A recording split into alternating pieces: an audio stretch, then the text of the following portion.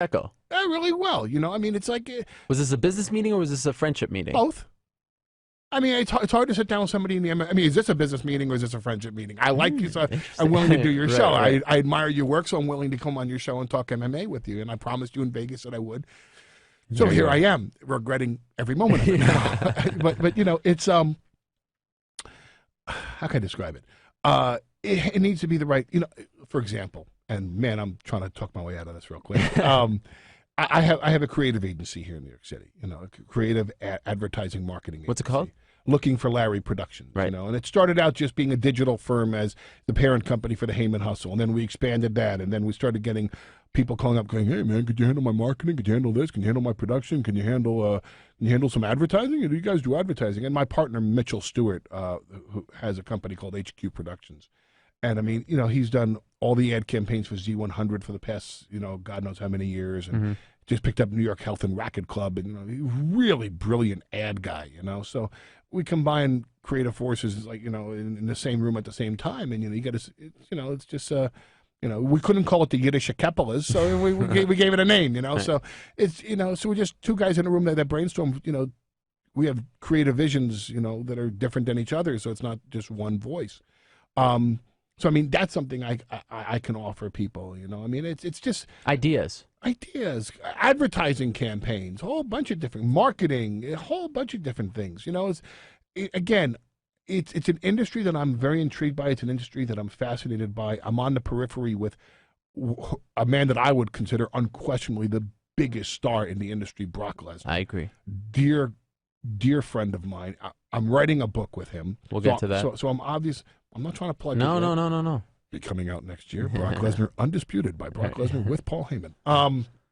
But I mean, so I have to have an understanding, at least to some degree, of the industry, and the more I understand about it, the more fascinated I am by it. You know, so it just needs to be the right fix. This time next year, are you working in MMA? I don't know. With MMA, probably. Well, you're working with MMA with Brock to a degree, right? So, right. And that's a great first step. Absolutely. Are you working in an MMA promotion? I don't know. That's the thing. I don't know if the smart move in life is to devote myself to be full time. You know, I know I wouldn't accept a job as the executive producer of the UFC pay-per-views for a piece of that action tomorrow morning. Right. You know, but that job is taken, and they do it very well, and they don't need me right now. So is that the reason why you haven't accepted the job with TNA? Or does one not have anything to do with the other? One has nothing to do with the other. Your interest in MMA and maybe pursuing a career in MMA? Oh, that hasn't held me back from TNA, no. No, it hasn't. No. TNA's held me back from TNA. Let's just address it right now. Okay. Why haven't you accepted this job? Because they are offering you They're not ready for me. What do you mean? They're not ready.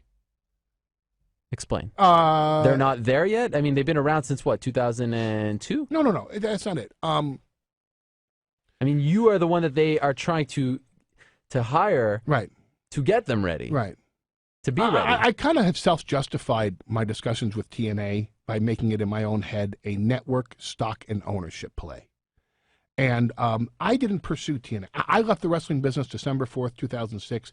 I have not done one convention. I have not done one appearance. I've not done one cameo. I've not done one what they call the shoot tape, where you just sit there and you tell your story. And is this considered a shoot tape? No. We're a lot cooler. Well, we're also not marketing a DVD on this. That's true. Well, I was going to talk to you about that. You remember that thing you signed? Will be for sale on YouTube. You know, the best of Ariel Helwani, right. And this will be on the worst of Ariel Helwani. Yeah. I haven't done anything in wrestling. You know, I mean, I've done an occasional blog, and I don't really sit there and write, you know, this guy should have done 3 more arm drags. You know, I sit there and kind of try to tell a different perspective of it. You know, like when the Monday Night Wars reignited this year, I kind of told the perspective of Doug Herzog and Kevin Kay and Scott Fishman and Brian Diamond and Bonnie Hammer at USA Network. So, I mean, because that's how I saw it. I saw it as the Monday Night Network wars, a war between Doug Herzog and Bonnie Hammer and Spike TV and NBC Universal, far more than WWE and TNA. Mm-hmm. So I really haven't been involved in the wrestling business. And I have no plans on going back into the wrestling business, and I have no desire to go back into the wrestling business. If I don't spend another day of my life in the pro wrestling business, I've had my fill. TNA approached me several times in the past year, I didn't really take them seriously until Dixie Carter called. And what intrigued me was the notion of a stock ownership and network play. I can't tell you that I wouldn't be intrigued by the fact that I could have a vision play out on primetime cable network Spike TV 2 hours a week, if not more. That does intrigue me. That's not a bad play. And it's not like I don't have product knowledge. Right. And the industry is so sorely lacking in a clear vision, and the industry is so clearly lacking in the ability to take from MMA what's out there to learn and bring it and incorporate it into a product that it's like, man, this is a layup, you know? They're not ready for that. TNA has a specific vision, and they're unclear to themselves about that vision. And you don't think you can help them? Oh, I know I can. So, I mean, they're not ready for me to listen. It's listen, Helwani, God damn it. The bottom line with TNA is this. TNA is looking to serve too many masters. And you have to have, in this industry, a long-range plan. WWE has 90 to 95% market share. They're not going to give up 1% market share to anybody. You have to take from Vince McMahon. You know, Dana White says that Vince McMahon's an animal. You have no idea what type of animal he is, man. He is a competitor. He competes with his own sneezes. Okay? Bastard. This guy lives, eats, and breathes and bangs and shits competition. Everything with him's a competition. You know, that's just the way he is. You're not taking market share out of this guy's pocket. You're just not. You're gonna have to fight for every inch of turf that you get. TNA chases Thursdays. They chase those Friday morning overnights, and they sit there and they bite their fingernails waiting for those ratings to come in Friday at 4:00 in the afternoon. And they're never going to get anywhere doing that. They're just not. You have to have a 2, 3, 4 year plan. You have to be able to assess and say, listen, if we do a 1.5 rating this Thursday, it doesn't really matter. If we drop down to a 0.7, it doesn't really matter. Where are we going to be in 2 years? Let's write out where we want to be in 2 years. Isn't that essentially what they're asking you to do for them? Yeah, but they're not ready for me to implement that. Really? Oh yeah, they're too. Okay, let's be blunt about it. If I was a legend in TNA, I would not want Paul Heyman to walk in the door. Ah. And by legend, you mean the older guys? If you're over 40, I chop your fucking head off. Really? Yeah. Hey, listen, if Hank Steinbrenner called me today and said, we're going to remove Brian Cashman, boy, I hope he's still the general manager. Is he? Yes. Okay, so I look good. I look good saying that, right? I look contemporary. Well done. You know, it's like you get that on Twitter. Heyman, Cashman was out 2 years ago. You dumbass. And he said, we're going to get rid of Brian Cashman. We're going to put you in that seat. What's your first move? My first move, I let A-Rod go. I let Derek Jeter go. I get a whole team of 21, 22-year-olds. Because A-Rod's already hit 600 home runs. Right. Okay, he's not going to hit 600 more. I want to find a kid that's going to hit 600 for me in the next 15 years. Okay, these guys are in their 30s. They're at the tail end of their prime. If not 40s. Right, of their peak, of their 50s. Prime. Well, I'm talking about the Yankees. Right. Oh, okay. Yeah. Well, there are guys in TNA in their 60s. Right, yeah. Hello, I want a guy that's coming into his prime, into his peak, so I can mold him, I can shape him, I can take him, and I can make him the guy that hits me 600 home runs, or gets pissed off that he's only hit 600 home runs, and he's sitting there saying, I want to pass Ruth, I want to pass Aaron, I want to pass McGuire, I want to pass everybody else. So it's all about the youth. It's all about a long-term investment. Where do you want to be in 15 years? If you're looking at just capturing the gold ring next year, you got your team. But if you're coming in and you got a job and you just say, where are you going to be in 15 years? Give me that kid. Give me that kid out of college. Give me that draft choice. Give me that kid in the Rockies. Hey, let me steal that guy from the Mets. I want a bunch of 21-year-olds. Because then in 5 years, I got a team of guys under 30 who are kicking everybody's ass. And I still have 400 more home runs to hit in their career. Same thing at TNA. I don't want a bunch of guys in their 40s. God bless them. Thank you for paving the road. I hope we can use you in some capacity. Let's do a video game with you and a doll with you and send you out on some personal appearances and, you know, sign some autographs on the on-sale dates. But TNA comes off their pay-per-view and they do this 2-hour show. And they and it's the original lineup for Hard Justice for their pay-per-view. And they build the whole show to Hulk Hogan's big announcement, which is that he brings out the former ECW guys who then get their asses kicked by Ric Flair's guys. And, of course, the big thing is that it's Ric Flair's guys. So you're still keeping the attention on the 60-year-old guy. And the ECW guys are all 40 or better. And God bless them. And thank them all for all they contributed to my life. But they're in their 40s or thereabouts. Now, can you imagine the investment in the future if they took that beer money? You know, there are MMA fans right now sitting there going, no, because why are we talking about pro wrestling? We hate pro wrestling. It comes back together very quickly. But still, so for the MMA fans watching right now, no. This is where you take your piss break. You know, go to pee, and by the time you come back, we'll be talking about Gina Carano. Right. And so can you imagine if they took that 2-hour show and all they did was promote tonight, main event, the best of 5 concludes, beer money versus the Motor City Machine Guns. And throughout the show, you have Hulk Hogan saying, I'm here to see that. And you get all those ECW guys on and you go, I'm here to see that. We were the future, and now we see the future for what it is. And it's beer money versus Motor City Machine Guns. And you had Ric Flair come out and say, hey, you know what, I got all these things going on here tonight, but man, I got to tell you, nothing has captured my attention like that beer money versus Motor City Machine Guns. And you build and build and build those 2 hours to that final match, and you put them in the main event instead of just being stuck in the middle of the presentation with no follow-up. Why not give them the main event spot? Why not promote them as the main event? Why not present them as the main event? Why not market them as the main event? Why not produce them as the main event?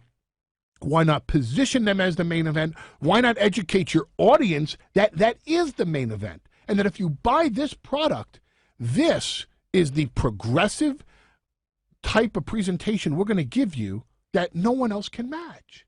Instead, they put them in the middle of the card, brought out a bunch of 40-year-olds, gave them a big applause because they're endorsed by Hulk Hogan, who's in his 50s, so that he can yield the spotlight to the guys in their 40s, who then get their asses kicked by the group that's led by the guy in his 60s. Right. And it's amazing to hear you to talk about this because it feels as though you're talking about MMA versus pro wrestling in a way, right? MMA is the new kid on the block. Sure. And that's why I think it's interesting that you're so interested in it, because I'm not surprised by that. And I'm not surprised to hear you not be interested in pro wrestling anymore. Right. Because you've always been forward thinking and you've always been... Well, you have to be, because I can't change... Watch this. Ready? I wish you didn't clap, but I did, and I can't change it. Oh, you did it again. Oh, and I can't change it. I don't have the mechanism to go back 30 seconds in time and change the fact that I just clapped twice. I did clap twice. I can sit here and say, I apologize for clapping, and I will endeavor not to do that again in my life. But I can't change the fact that I did it before. You know, and this gets into a very heavy conversation, but my mother was a Holocaust survivor. I never knew that. Oh, yeah. Auschwitz and Bergen-Belsen. Wow. So I grew up with the knowledge that you can't spend your life looking back. You must spend your life looking forward, because you can't change what has happened. You just can't. So I spend my life looking forward, because if I look back, there's someone else that is looking forward. It's going to go right by me.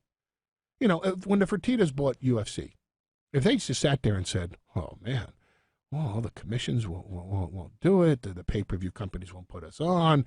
We're barely staying alive on DirecTV. All these fighters have these issues. Oh, this pain in the ass wants to negotiate this type of deal. It's outlawed. John McCain calls it human cockfighting. Oh, my God. If they just looked at it and looked in the past, they would never have made that investment. They sat there and went, oh, we can get it cleared. We can move it on television. We can get these fighters to do this. We can present it in this fashion. This guy, Dana White, has a particular vision for it. Then you're sitting there and you're saying, hey, that's progression. That's reaching for the future. Can't reach for the past. It's happened. It's gone. Amazing. Do we have 4 hours, Joe? Can we extend this? I mean, Jeez Louise, so much to talk to Paul. And let's go to the phone lines now, an hour into the show. Because you realize this is where you're going to start regretting this show, right? Okay, here we go. Hey, phone man, lines. stop talking about fucking pro wrestling. You're on an MMA Don't worry, show. I'm getting what I was trying to get to. You saw how it came together there. Really? Yeah, okay. All right. Let's go to the phone lines. Number one, the guy's been waiting on the line for an hour almost. David. Hang up on him. Hang up on him. In Calgary. David, are you still there? Yeah, I'm still here. Oh, amazing. Thanks for holding on. I appreciate it. You're on the line. No problem, Ariel. Holy crap, I just got to say, this show, I got to say, Ariel, you're the best, man. And also, Ben Folks, I just want to say that right away, just to get that out of the way. And also, what can I say? Paul Heyman, how's it going? You waited an hour just to ask me how it's going? Wow. Well, well, thank you for asking. Let me answer your question. It's going. Wait, now I'm talking. You asked me a question. I'm trying to answer you. It's going great. I want to thank you so much for asking. Sorry, I just want to ask. So you don't want to hear the answer? Yeah. Why would you ask me a question? How's it going if you don't want to hear the answer? He wants to answer your question. I can barely hear you. There's kind of like this 10-second delay. Okay, so don't listen to your computer. Listen to the phone. Okay. Okay. The sound is off. There you go. Now Paul wants to answer how he's doing. Yeah. Well, today I woke up and I was going to clip my toenails and. Oh, I'm sorry. Was that really your question? That's like people who go up and go, "Can I ask you a question?" That's a question in and of itself. Oh, I'm busting his balls terribly. This guy's like, "Hey, fuck off, man." Go ahead. No, What's on your mind? Right. I'm just happy to be on the show. What's on your mind? What I was going to ask you, Ariel, what do you think about the whole proposition going through in Toronto, and now we're able to watch some fights there? I mean, what's your opinion about that? I think it's amazing news. It's amazing how it just came out of the blue. I don't think anyone was expecting the UFC to announce this on Saturday morning. There are two reasons why I'm a little bit saddened by this news, believe it or not. A, it makes me feel like an idiot that I live in one of the few states that does not sanction the sport. I mean, amazing that New York, one of the most forward-thinking cities and states in the world, has not jumped on this. And two, I kind of feel as though my hometown, Montreal, is going to lose some events in the near future, and they're going to go to Toronto instead. But other than that, very happy for Ontario, for the UFC, for MMA, everyone involved. Yeah, and they're probably going to do the GSP cost. No, I don't know about that. I think it has to happen in December, right? I mean, that's Paul. You answer this. I mean, that is a huge fight, no matter where it is. Anywhere. Don't Davenport, Ohio. Yeah, you don't need to wait for Ohio, Iowa. Iowa. All right, Ohio. Too much coffee. Yes, exactly. Hey, we got a lot of people on the line. Hey, you know what? You know what pisses me off? Yeah. He asked you a really interesting question that required, introspection and intelligence. Oh, about Ontario and Toronto and everything. Asked me, "Hey, how you doing?" Yeah, sir. What's up with that? Yeah, what the? Come on, David. Anything? David's gone. Oh, yeah, they cut him off. They had enough of David. Calgary. Hey, I'm not. You know what? He lives in Calgary. Ain't that for? Fuck you. Okay. he held on the line for an hour and we couldn't give just him to ask me how I'm doing. Right. Exactly. Wow. You're popular when. All right. Let's go back to the phone lines. Conan in North Carolina. How are you, sir? Line 2. Is this MMA hour? Yes, this is. Here we go. Hang up on him. Sounds like the WWE hour the way Paul Heyman been talking the whole time. Oh, you waited an hour just to say that. No, I'm just saying the same way how Brock Lesnar has ruined MMA now with all these WWE guys. He has. He's ruined it. I agree with you, sir. I think Brock. You know what? I concur with his opinion. Really? Brock Lesnar has ruined mixed martial arts. It's the easiest road to the title I've ever seen. Because you're right. I agree with you. Couture is a pushover. Randy Couture. Right, Couture. Who's Couture? Who'd Randy Couture ever beat? Right? Yeah, Come on, he's a tomato can. Now he's fighting James Toney. Who is Brock Lesnar? No, Randy Couture. Randy Couture. Who'd he ever beat? Name one guy Couture ever beat. He's a nobody. Frank Mir, he was never champion, right? That's what I'm saying. Yeah, me too. I agree with you. Shane Carwin, hey, come on. Who'd he ever beat? Nothing. Guy can't even hit, right? So, I mean, what's this with Lesnar? He's ruined it. You know what the worst thing about Brock Lesnar is?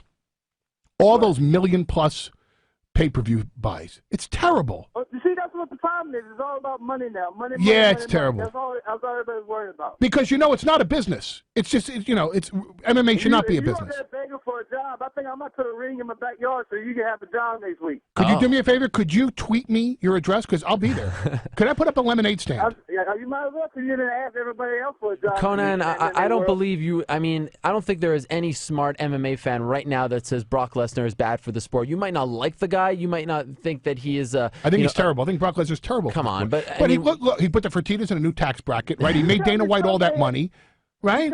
Who wants to do that? 4 or 5 fights, lost the fight, and has the belt. He's okay, terrible. Forget about the fact that he got his title early in his UFC career. I agree. It was early. I mean, just look at the facts. It was early. How about the fact that he's won every single fight since that loss means to nothing. Frank Mir? This guy doesn't like Brock Lesnar. He fights Frank Mir, chokes in every big fight. What? He fought Okay, Frank Mir, who beat him in one every time, fight. right? Okay, he annihilated Frank Mir. Could I ask you a question? He beat Shane Why Carwin. are we dealing with this asshole? I don't know. Why? I wanted to give him the this? time. Okay, Hey, Joe. Look this way. Ready? Bing! Next caller. All right, let's go to the next call. That's it. Yeah, for- man, I think Randy Couture is bad for the sport. Yeah. He's fighting James Toney. Who's James Toney? Jason, Michigan, what's on your mind, my friend? Hey guys, what's going on? I just wanted to ask a question. I wanted to know what you think Shane McMahon's involvement would be or is with mixed martial arts. Paul, that's for you. That's for me? He didn't address it to me specifically. I'm guessing that was for Paul, right? Yes, that's for Paul. There you go. I think Shane McMahon is going to do something in life where he gets to control a situation. He wants to run a franchise. You know, if he could get a group of investors together and buy the New York Yankees, I think he would. If he could buy But he's a big MMA fan. He's a huge MMA fan. And he's talked to Dana since he left the WWE. He's talked to a lot of people since he's left. Has he talked to you? I've spoken to Shane, but we haven't talked about that specifically. No. Do you think he'll get involved? I think he'll do. I mean, he's only 40 years old. Right. There's a long road ahead of him in life. You know. I think Shane will get involved in things that interest him. Do I think he'll get involved in MMA? If he can control a situation, yeah. Do I think he's just going to be someone's employee? No. Jason, good enough? Yes, that's a great answer. Thanks a lot, guys. Thanks, look forward bud. to your book. I appreciate it. All right, bye-bye. You got you got a little riled up there when the topic of Brock Lesnar came up. Obviously, a very good friend of yours. He's been through a lot. You get a little defensive when people say that kind of stuff about him? If that guy had called up and said Chuck Liddell was bad for MMA, I'd probably get just as defensive. It But was when a it's Brock, schmucky, it was a schmucky question. It was a schmucky. And I can't believe you waited an hour just to ask that question. But still, Brock is a good friend. I mean, Yeah. and I'm sure you hear this all the time. Right. about Well, him. also because the guy called him, oh, it's a WWE hour. Hey, jerk off. We talked about wrestling for 30 seconds. Yeah. You know, I But mean, still, and we've been trying to avoid the subject since I got here. But- And I'm a wrestling guy. I mean, this is who I again, I can't change the past. This is who I am. This is where I come from. Are you surprised, though, that people still say this stuff about Brock? I mean, yes, you have to admit, he did get his title shot early, but he beat every single guy that You know they've the old given to him expression, since Mir. everybody's entitled to the opinion no matter how fucking stupid it may be. Hey, listen, you know, there are people that sit there and go, hey, Dana White's bad for the sport too. Really? I'd like to hear that case be made. Is Dana White Vince McMahon Jr.? No. Do you see any No, similarities? Vince McMahon Jr. is Vince McMahon Jr. Is he? Well, that's is, true. he That's true. is he? Is he the Kennedy, second right. coming of Vincent Kennedy McMahon? Yes. No, he's the first coming of Dana White. No similarities. Oh, a lot of similarities, you know, but still, I mean, you know, one man's insanity is another man's eccentricities, you know, and they're both very, very, very driven people, and they're both very, very hands-on people, and they're both very successful people, and there's a reason for it. There's a lot of similarities between them. There's a lot of dissimilarities between the two. Right. Dana likes to gamble. Vince doesn't. Right. Vince doesn't gamble. He just calculated risk is his thing, you know. Have you ever met Dana? Yeah. I'm impressed by him. I mean, Yeah. he, you know, I tweeted in Las Vegas that when Dana walks in a room, he owns the room, but unlike Vince, he doesn't need all the oxygen from the room. Dana walks in the room and he, you know, hi, I'm Dana, you know, and Vince, you know, Vince likes to show up a minute late to a funeral. Hey, Vince McMahon is here. Right. Dana would just attend. Have you ever talked to the UFC in the last couple of years about working for them? No, not time yet. You Right. know, and again, I don't know what I could offer them that they don't have already. They got a lot of good things going for them. They have a lot of good things going for them, and it's like, you know, hey, could I have helped Shane Carwin sell his fight better? You must have been dying inside at UFC 111 when they put those two guys in the octagon. Brock's first appearance back. Yeah, but he and handled it was- himself. Yeah, but you didn't like it? I thought Brock did fantastic. Right. I thought Shane. Yeah, well, but that's just who Shane Carwin is. that's who he is. You know, I mean, But inside, you were like, "Wow, this is an opportunity missed," right? inside, I thought Shane Carwin had the perfect opportunity to become Clubber Lang from Rocky III. What's your prediction for this fight, Shane? Pain. No, that's it. He doesn't need to say much. I mean, I became a huge Shane Carwin fan when he pushed Frank Mir up against the cage and just started going. Right. I'm like, oh my God. I mean, if he tags any human being with that besides Brock Lesnar, he's going to crush them. That dude. He almost did it to Brock Lesnar. But he didn't. He didn't finish him. Yeah. I mean, I saw Tyson hit in his heyday. And I mean, and this guy hit hard. I mean, this guy had, he has those concrete, iron worker hands, he's just, my God, he hit hard and fast and scary. He's a frightening human being. And then he does these interviews and it's like, I put my hands on a guy and he goes down. It's like, oh man, it's just like, the interview was simple. Brock Lesnar can train his arms, his legs, jiu-jitsu, taekwondo, Muay Thai, boxing, striking. You can't train your jaw. And when I punch him in it, I'm going to become the champ. And people would go, oh shit, he's going to knock Lesnar out. He's going to break his fucking face. And instead, he just gave these soft-spoken, heartfelt interviews, and it denied Carwin a chance to sell some pay-per-views on his own. He doesn't present the same guy outside of the octagon that he presents in. Mm-hmm. He doesn't need to be fake. I'm not saying that he should be a wrestling character. But look at Chael Sonnen. The new standard in MMA, new standard in boxing and wrestling too. Amazing, right? Right, and he backed it up. He backed it up, right? He backed it up. And you know what? That's really him. I mean, it may be him with the volume turned up a little, but I thought his best moment, the funniest thing is I thought the best thing he said was the very last thing he said at the press conference. If they would sanction it and Dana would get out of the way, I'd fight him right now. Amazing. And it was like, dude, you're the man, And he backed it up. If you can't back it up, you can't talk it. No surprise that he's a big pro wrestling fan. Oh, of course. Well, listen, and you know what? And no surprise that most wrestlers are fans of Muhammad Ali. Right. I mean, it's all about selling the fight.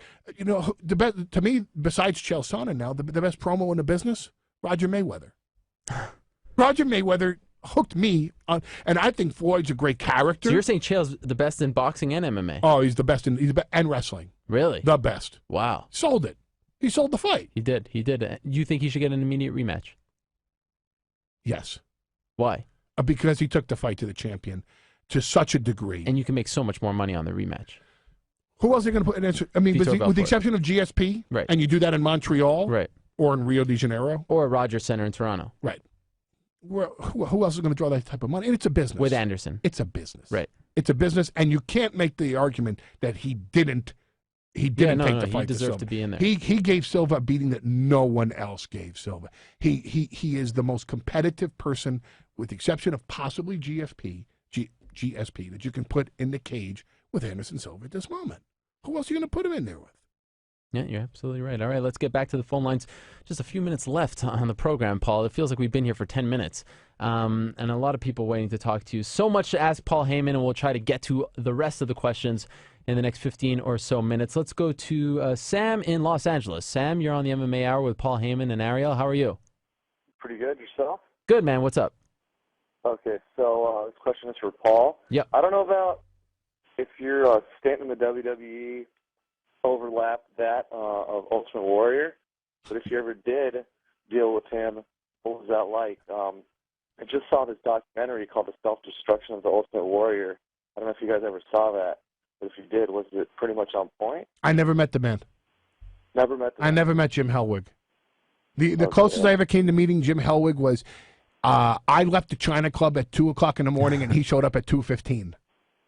I've never met the man. I've heard a lot of stories about him, and I've watched obviously a lot of the stuff that he did in the early '90s, and I still don't understand it. I don't know. I wasn't one of the little warriors, and I didn't understand the power from above. Right. Okay. Anything else, Sam? Fair enough. Sam? Right, that's all I wanted to know. All right. Appreciate the call, Hey, buddy. Sam. Yes. How you doing? Pretty good. Yeah, good. Okay, I just wanted to know. Thanks for calling. All right, thank you. All right, let's go back to the phone lines. Go to Kevin in Sacramento. Kevin, how are you? All right, bro. How are you? I'm doing good. What's on your mind? Okay, I got a question for Paul. Since he brought up JL and Anderson Silva. Yeah. Gerald lived up to two of his three things. He says he's going to take him down. He says he's going to beat the shit out of him, which he did. So that brings you up to Carwin and Brock. Carwin did the same thing to Brock. He doesn't get an immediate rematch, so why should Sutton? Because there's not an immediate rematch that was promised. Brock Lesnar's dance card was full. Brock Lesnar, the winner of Brock and Carwin, was scheduled to fight Cain Velasquez. The winner of that fight would fight the winner of Dos Santos and Big Country. To me, the winner of that fight, that end up fighting, so whomever is going to fight Dos Santos for the title, and I would predict it's going to be Brock Lesnar. And then, you know, I do. I mean, it's not just because he's my friend. But I mean, I don't expect you to say anything else. I didn't say that Cain Velasquez is going to be an easy fight. Right. I didn't think Shane Carwin would be an easy fight. If it's an easy fight, we go back to the dickhead that called up from Calgary. Hey, man. Hey, Brock Lesnar's bad for the sport. Yeah. Have another one. And roll me one while you're at it, please, so I can talk more about TNA. But, you know, Brock's dance card was full. The heavyweight division has so many people in it now, and so many of them are undefeated. But you could make a case for Vitor Belfort being the next one in line. He was supposed to fight Anderson at 112. Sure, but he wasn't promised it. Right, it wasn't publicized as much. It wasn't, okay, whoever wins this fight gets to fight Anderson Silva. He doesn't have a match already scheduled. Right. Brock has fights already scheduled. And just for the record, I think Carwin deserves a rematch. You do? Immediate, or he has to build himself up? I don't think he has to build. I'm not saying he has to build himself up. I think his performance in that fight was so awesome, he deserves a rematch. Do I think that he should have a fight before then? It's going to be a long time before he gets that rematch. Right. You know, and if Brock didn't have fights to go to after Carwin, the case could be made to give him an immediate rematch. But you already had Velasquez in line. Now you have Dos Santos in line. It's a full heavyweight division. Anything else, my friend? If UFC scores Fedor, yeah. Oh well, that's a whole different. I think you do Fedor versus Shane Carwin. Yeah, that wouldn't make sense. He's not getting a title shot right away. That's for sure. If Fedor knocks out Carwin, now you know he's the real deal. Right. Still, if Carwin knocks out Fedor, you have a star on your hands. Right. You know, it's a win-win, and then that winner faces Brock. All right, buddy. Thank you very much for the call. I appreciate it. All right, you didn't really answer my question, but all right. Well, what was the question? How did I not answer the question? Well, I believe Belfort was promised a shot, the winner of Sutton and Silva. I get what he's trying to say. It was very Dana said that, you know, Vitor was next in line, but it was not made as there wasn't a number one contenders fight that guaranteed the guy the shot. Exactly. It wasn't just. It was talked about, but it wasn't talked about. You know what I'm saying? It wasn't as publicized as, you know, Cain and then Roy fighting Dos Santos to win. You know, and actually, I thought the question was, doesn't Shane Carwin deserve an immediate rematch? And the answer is, you did answer it. If yes, he deserves an immediate rematch if there was nobody else to fight, but all these other guys were in line, and once they're out of the way, I think Carwin's next. All right, thank you very much, buddy. And don't ever fucking tell us you're going to like our answer again. Anybody who's online that's not going to like the answers, hang up now. You're part of Team Lesnar, obviously. Does Cain Velasquez scare you? Everybody scares me. But Velasquez in me. particular. Does it scare Brock Lesnar's another story? Nah, of course not. Cain Velasquez is a very capable guy. And, you know, he's not going to be, listen, they're not going to feed Brock guys that are undefeated, you know, without a reason. This guy's undefeated for a reason. He's good. He's damn good, and he might be the best one out there. And then after Velasquez, I'll say the same thing about Dos Santos. You know, Dos Santos, man, that's a capable dude. He's knocking people out left and right. He's beating people for a reason because he knows what he's doing. These guys are very, very capable, and it's a business, it's a sport based on a moment. On a moment. If Shane Carwin's feet were just planted a tiny bit better on that uppercut to Brock, would it have knocked Brock out?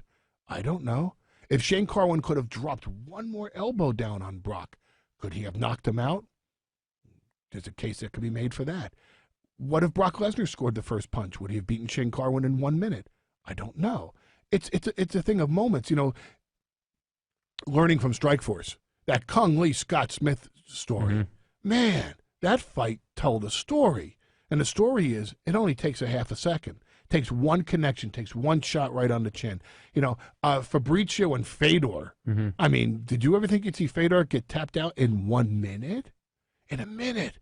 He knocked a guy on his ass, and 30 seconds later, he's tapping because the capillaries in his eyes are breaking because his head is being squeezed and it's going to pop like a freaking zit.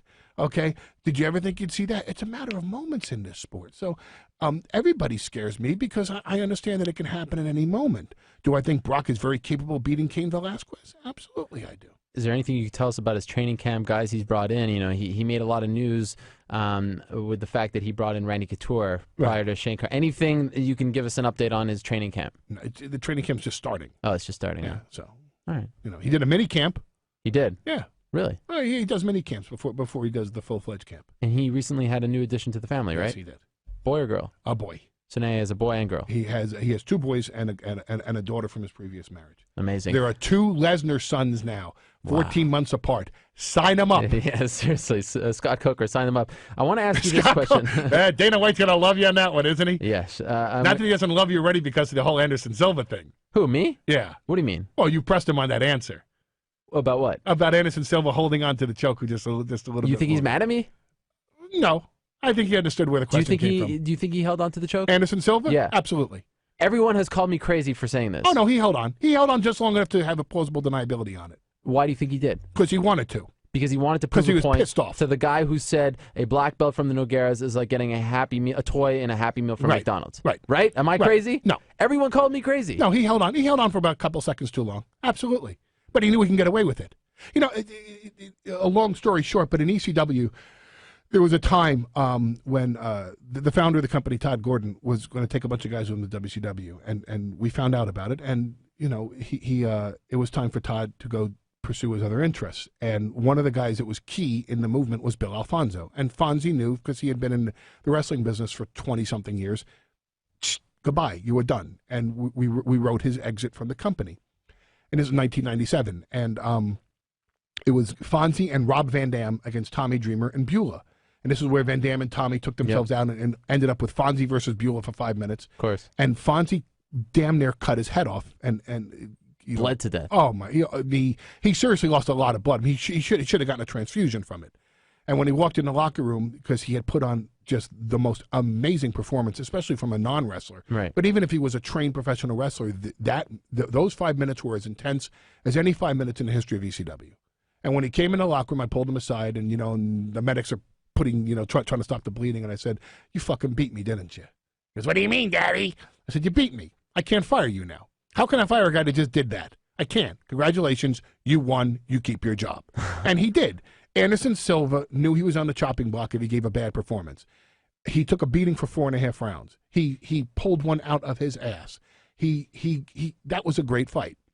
And Dana White could not fire him after that fight.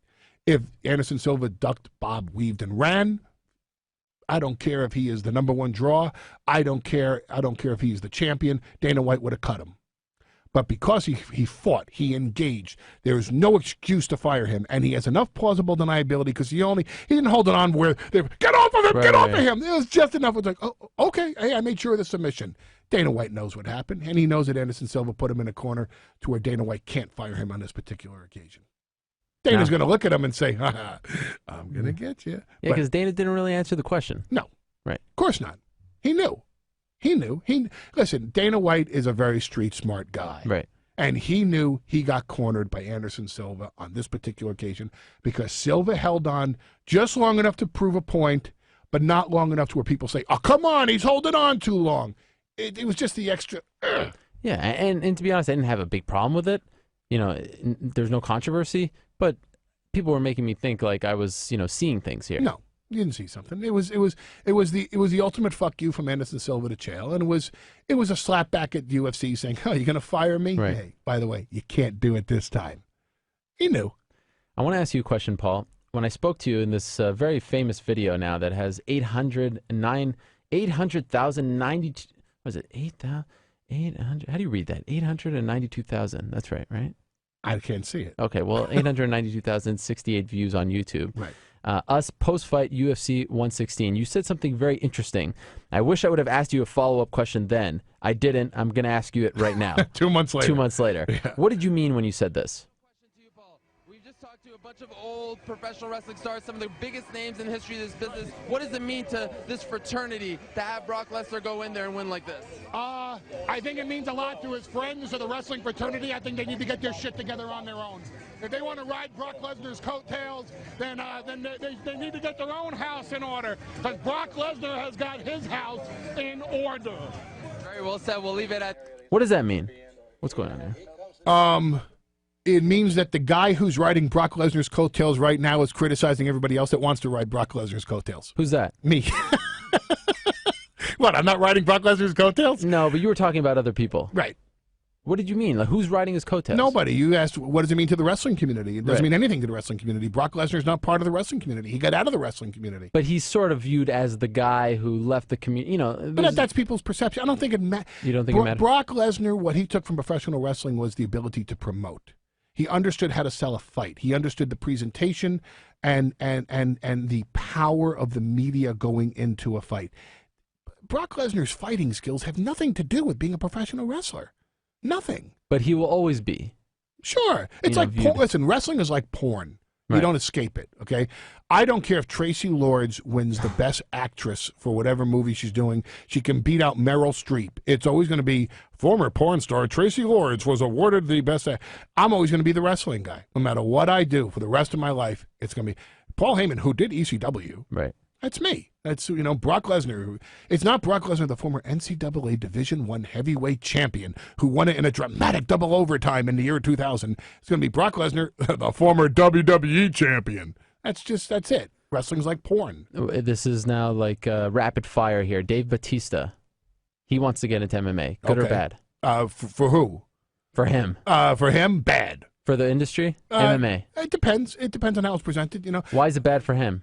Because I don't think Dave's ready for it. I don't think he's what, 41, 42?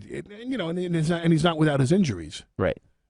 I mean, some would say Dave is a lover, not a fighter. I mean, I wouldn't want to get into a contest about having marathon sex against Dave Bautista. But I mean, if you locked me in a cage with Dave Bautista, I'm sure I'd get my ass kicked. But I don't think I would sweat it as much if you locked me in a cage against Chael Sonnen or Anderson Silva or George St. Pierre. So he's a softie or what? Just doesn't like to get punched or punch? I just don't think he's ready for mixed martial arts. Are you shocked that Strikeforce is entertaining the thought of putting him up there against Bobby Lashley? No, I don't think. I think it's a smart move for Strikeforce. Really? Yeah. I feel like fans wouldn't like this. Even wrestling fans. I feel like it's like a little too. I don't know. But what does Strikeforce have on a horizon right now? Considering what their television what their television landscape is now, right? What do they have that is as promotable as that? I think just putting Batista in a fight is good enough. But when you put the two guys, it's like too easy. Yeah, but they got to make Bobby Lashley a star, or they're wasting their investment in Bobby Lashley. Well, I mean, and here's Bobby Lashley getting a chance to beat up another pro wrestler for real. You think that's good? I don't know what else you can do for Bobby Lashley right now, unless you're going to put him in a cage with Fedor or Alistair Overeem. And I don't know is Bobby ready for that? That's something only Bobby can answer.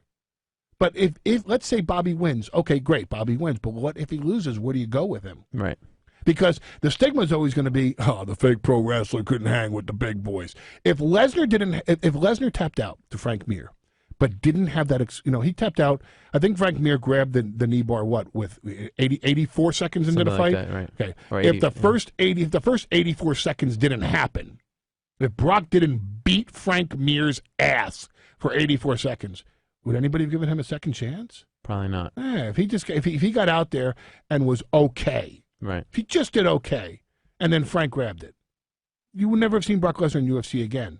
He was so explosive. He got to take down 6 seconds into the fight. He beat his ass. Mazzagatti totally screwed up on that call. If that didn't happen, you would never have seen Brock Lesnar again. The fact that it did happen is why people said, next time this guy's going to kick everybody's ass. Oh, we forgot to mention Heath Herring, too. Right. For the guy in Calgary. Yeah. Not that I'm sensitive about it. No, not at all. What do you got? 30 seconds, last 2 calls. All right, Joe? Cool. Okay, Joe, they want to kill me. Are we done already? Well, we are more than done. Okay, Brian in Rhode Island. I'm just getting started with my question. I know. I feel bad. You haven't? Yeah. Brian, what's up? Oh, hey. Yeah, listen, I just wanted to ask, what are your thoughts on Ring of Honor wrestling? And what are your thoughts of incorporating, like, MMA-style pro wrestling, like for instance, using the guard passing, holding positions, and incorporating that into pro wrestling? Give us a 30-second answer here. I think Ring of Honor has a very unique product, and unfortunately, they don't have enough exposure to get it out there to the masses. And I would love to see more MMA-style fighting in professional wrestling. All right. Thank you so much for Excellent. holding. I appreciate Well, it, buddy. Sorry. He's a big fan, Paul. There Thank you go. you. Big fan. Last call of the day, and I appreciate everyone holding and being so patient. And sorry we couldn't get to all the calls. Just no time. We could do this for the next 3 hours. Abel in Oklahoma City on line 2. Abel, how are you? Hey, I'm great, fellas. Great show. First off, real quick, Paul. Hey, I'm not one of these Brock Lesnar haters, man. I think